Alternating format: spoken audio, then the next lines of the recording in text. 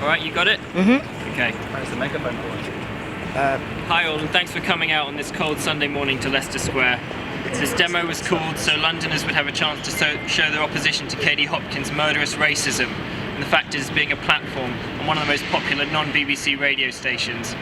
What spurred this protest was Hopkins' terrible racist piece in The Sun, where she advocated using gunships against boats of migrants to stop them coming to Europe from Africa, and referred to migrants in Calais as feral humans and cockroaches. She wrote, "Show me pictures of coffins, show me bodies floating in water, play violins and show me skinny people looking sad, I don't care." But this isn't just about Hopkins' callous, murderous racism, it's much bigger than that. Hopkins is just a useful idiot whose views serve to obscure the role of British and EU policy in the ongoing disaster in the Mediterranean, and many media outlets are happy to use her to do this. Because Hopkins says the things the media bosses and the government want to say, but which they aren't allowed to.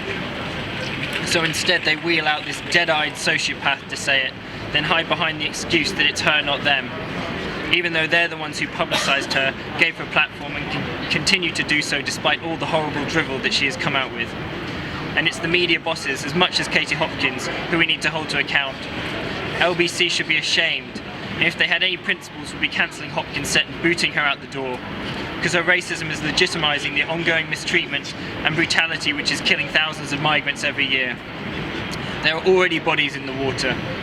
3,400 migrants and refugees died last year. 500 are thought to have died so far this year. And just yesterday, a boat carrying 700 people capsized in the Mediterranean. So far they've only rescued 28 people from the sea. And there will be many more unless the EU and Britain reform their immigration and asylum policies. The idea people will stop fleeing poverty and persecution because governments stop rescuing them makes as much sense as believing closing fire stations will stop people's homes catching fire or closing hospitals will stop people getting sick.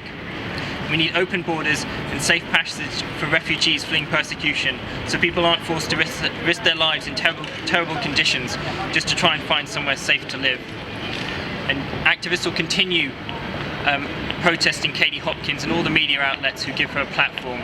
Will hound her and them like they hound poor defenceless migrants in this country and around the world. Thank you.